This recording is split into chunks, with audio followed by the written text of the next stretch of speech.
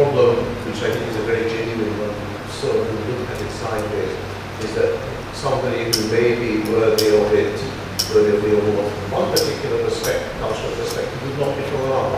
I think those have to be negotiated.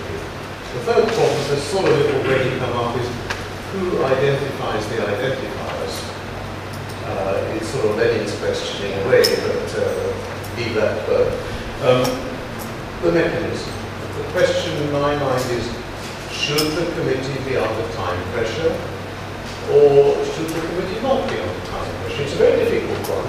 If it's not under time pressure, then the whole process may be dragged out. If it is under time pressure, then we actually end up making a bad decision. But I think we have to think about it. The next point is, it seems to me, members should, as a matter of honour, and I think that's the word I would stress, not outsource their decisions, not delegate the task, but do it themselves. And you may always say, if you want a job done, take it to a busy person. If the person is, the devil makes work for idle hands, who knows what kind of work comes out of there. And my last one is another question. I mean, just again, this sort of come up in slightly different forms. Should there be a pre-selection process? Should there be a secretariat? How much openness?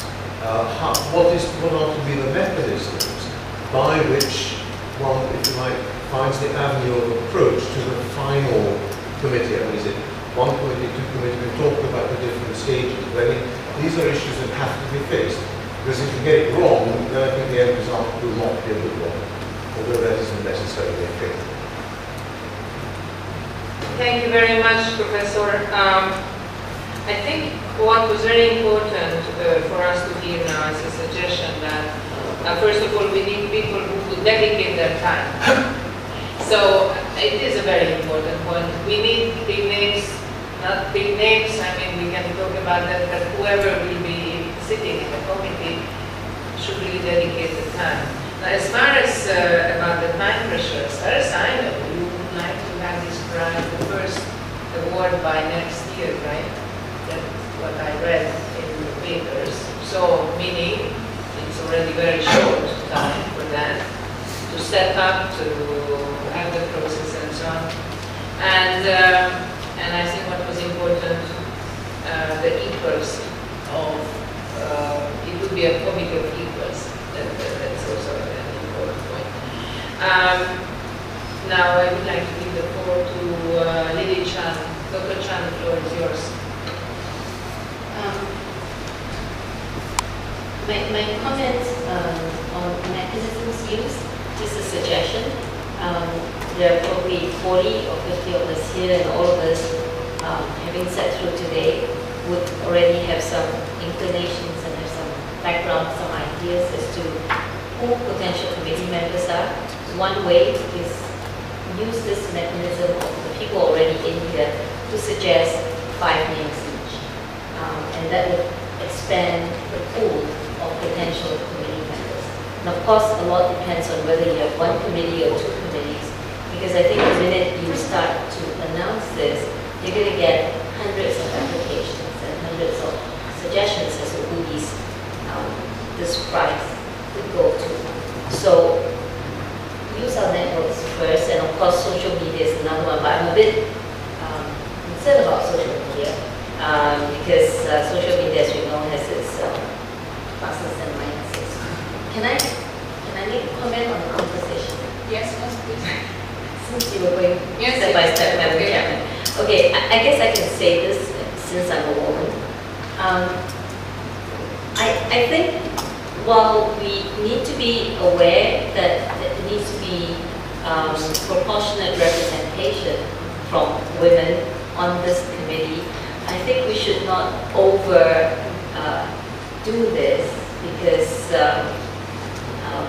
coming from an Asian country, I take the view that women would not gain equality if we always have separate categories for women or for selection processes. I think the issues of why women are underrepresented goes way beyond that, and it goes into a lot of our upbringing of our own sons.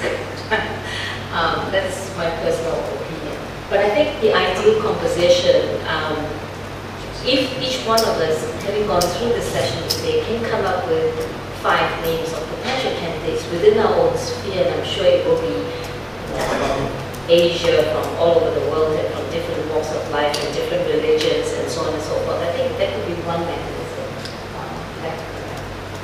to ensure that that can happen. Thank you very much.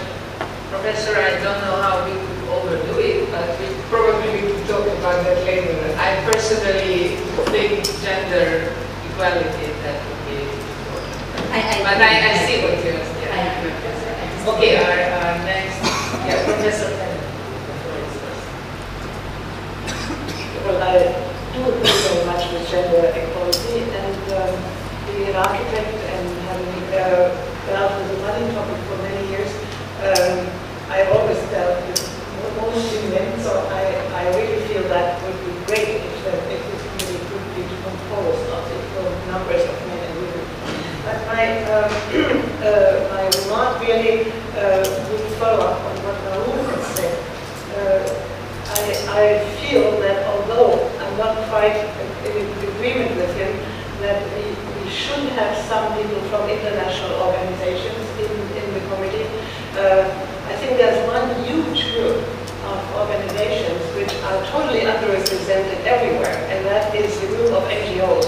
There are millions now. I mean, Hawkins research has revealed that there is a phenomenon that is absolutely not recognized by most people, and he calls it, in a wonderful analogy, he says this is the immune system of mankind. Because these NGOs go everywhere where something goes wrong, you know, when rainforest is being cut and women are being exploited, whatever. And I feel that we need at least a few representatives from NGOs that have that are going to bring in their perspective. And also I agree with people have to have their time. But that was the main thing I wanted to emphasize.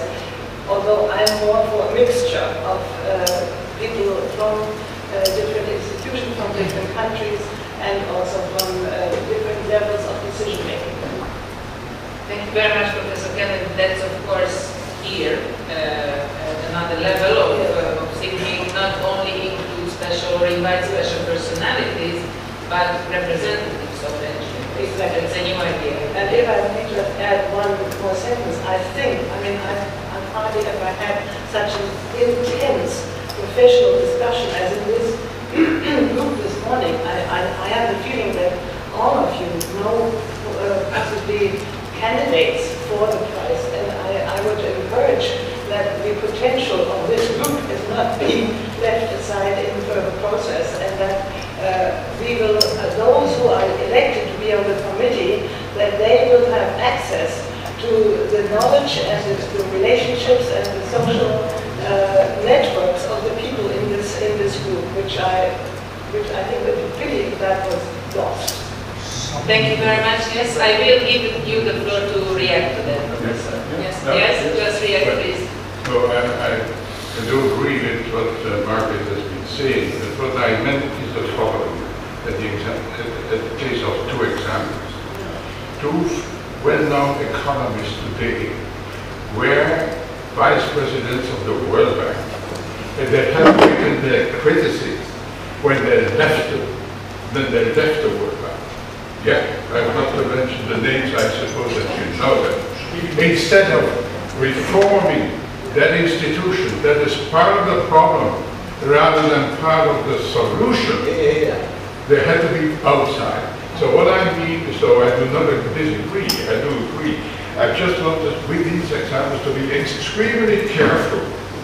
If you have a representative and having the voice of that institution, then you are on the wrong side, I think. But so that was my comment. Very good point, Professor. We need outsiders, insiders. Okay, and now I give the floor to Professor Jurovic. The floor is yours, sir. I want just to say that a second, who's identifying potential? The person who is getting money. Simple as that. he can have advices from us or from everyone else. But that's a simple rule. So if that's Mr. Yusuf, then he's going to identify, or he's going to employ someone to identify personalities. We don't have to, we can suggest him certain solutions. That's first issue. Second, That's why we are here. yeah, no argument about that. That's fine. A second issue, I fully support what I heard from a friend of mine.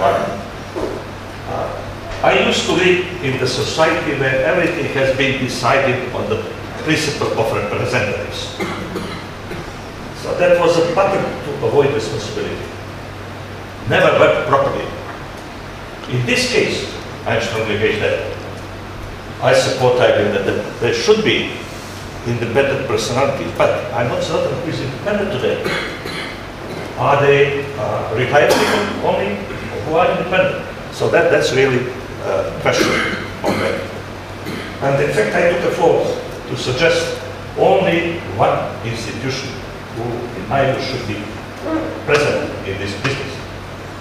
Not because I'm a member of that, but just because that is the most well-known institution in the name of the Tesla. That's Tesla Memorial Society, which was originally founded in Wana, now it's in New York City. They gather very recognized scientists, very recognized philosophers, very recognized people in the world who adore Tesla's work. I think it would be fair, not as a representative, but just to involve someone from that society. That's among thousands and thousands of societies named by Tesla name around the world, the most known. You can check it on the internet. Tesla Memorial Society. I think that you wouldn't have anything against that. Just to not to be unfair to the situation, but given that you put them on the table, we are in very intense contact and collaboration with them, and it is to be seen how they will be involved. Naturally, we don't know what to do without them, but they are not currently in an infrastructure position where they are able to engage in that way in which we want them to engage. But we do not want to be in very intense and intimate discussions with them.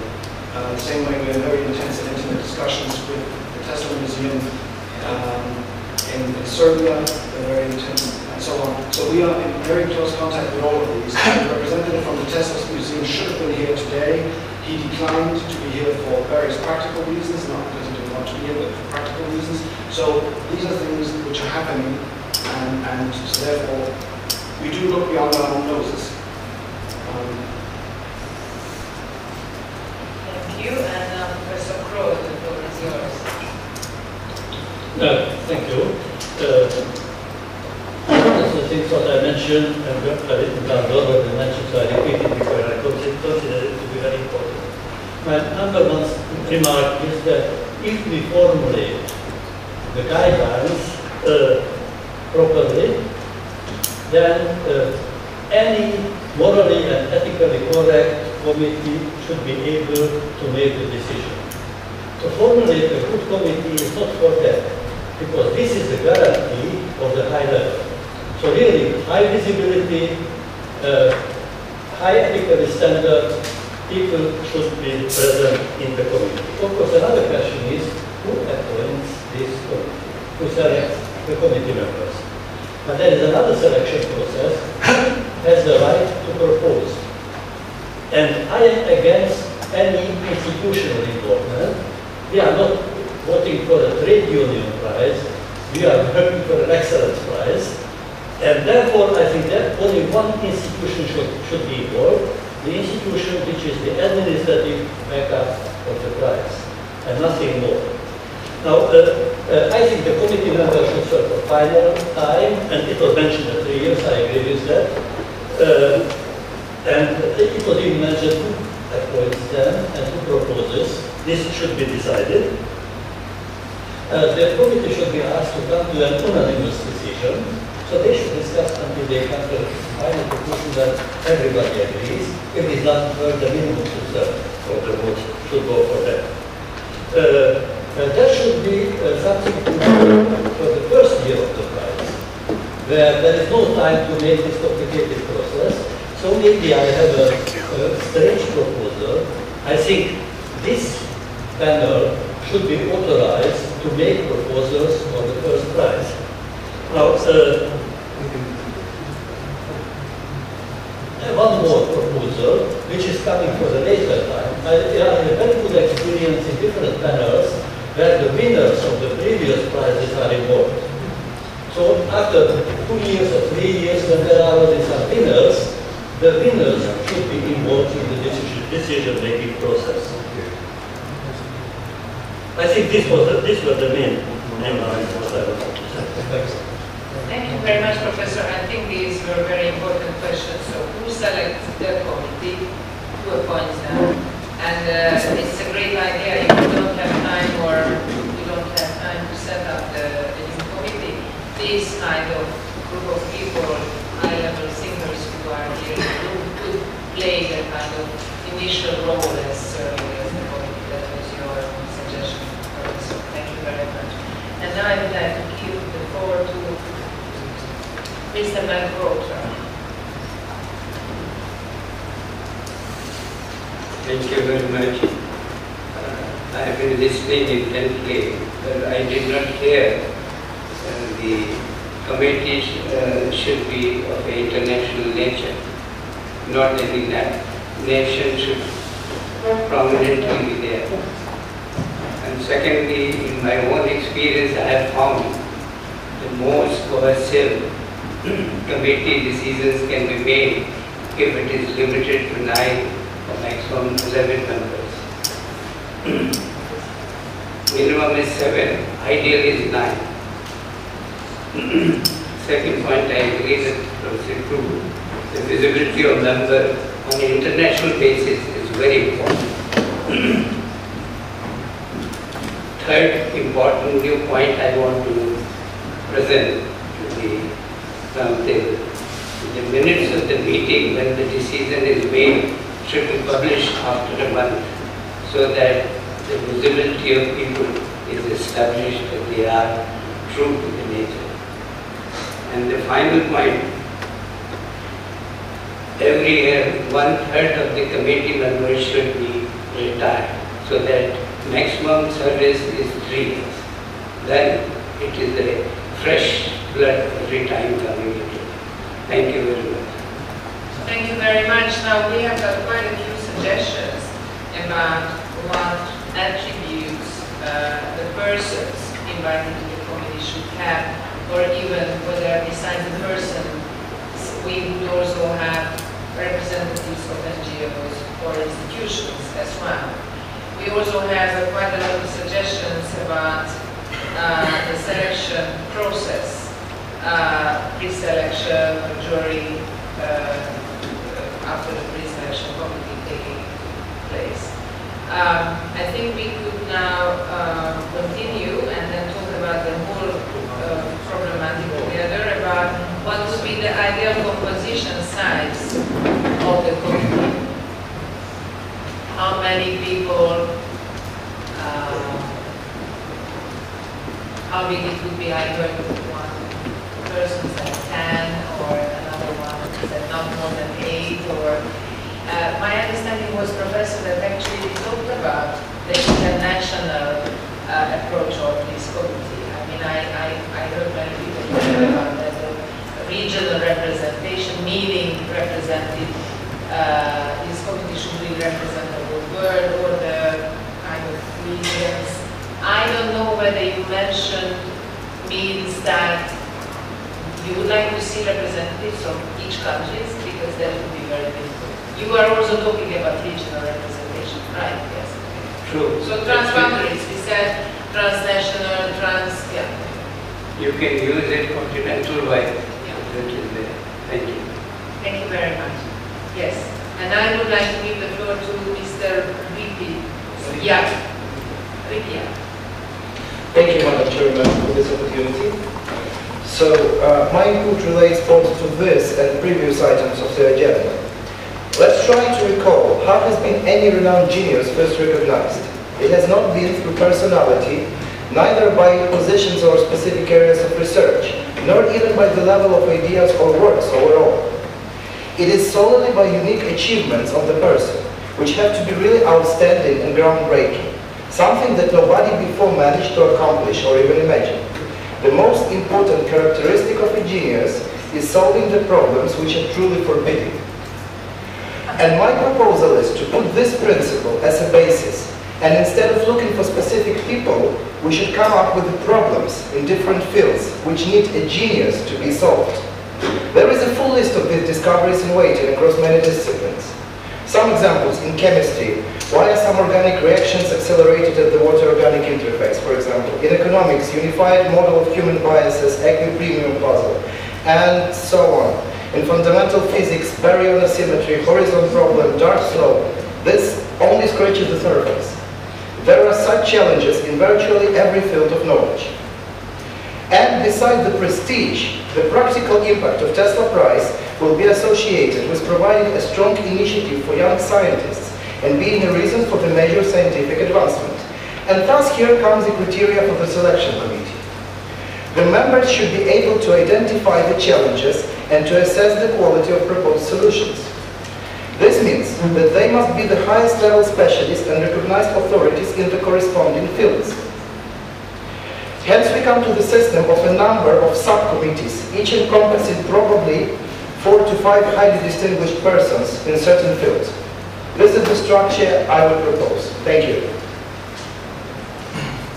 Thank you very much. Thank you. And now I would like to give the floor to Mr. Foster. Thank you very much. Having been working with committees the whole my lifetime in the European Union, I would like to ring the bell. We are now building an elephant with 6 legs, 4 noses, and probably the tail of a crocodile. What are we looking for? We are looking for rewarding a Maria Theresia, a Gandhi, a Niels Bohr, whoever. Broadly, it is not a scientific prize. It is a prize to reward somebody who is working for the human society. So, those important issues are what you mentioned, excellent, and all duly fall under the Nobel Prize. We are not looking for the Nobel Prize. We have to keep in mind Niels Bohr, Einstein, Maria Theresia, Gandhi, although would they be able to be identified, or they will fall out for whatever reason, number 1. Number 2, we need, and Madam Chairman mentioned it even several times, that the first prize should be given next year.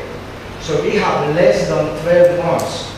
So we should not build a monumental instrument which becomes first operational in 5 years, and the instrument will work for the sake of instrument.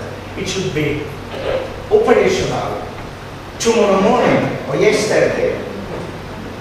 Do we need regional representation? No. Do we need representation? No. We need brains, we need ethic, we need moral.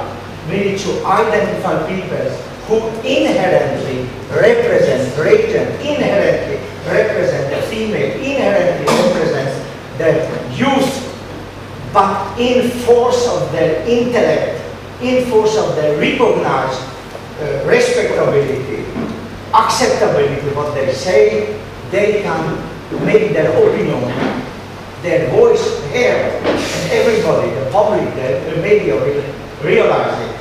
So, having been responsible for running committees, and the running committees, Madam Chairman knows better than anybody here, is unthankful. It is impossible, because when you have 3 people in a committee, they have 6 different opinions. And you need to have the common denominator, the consensus.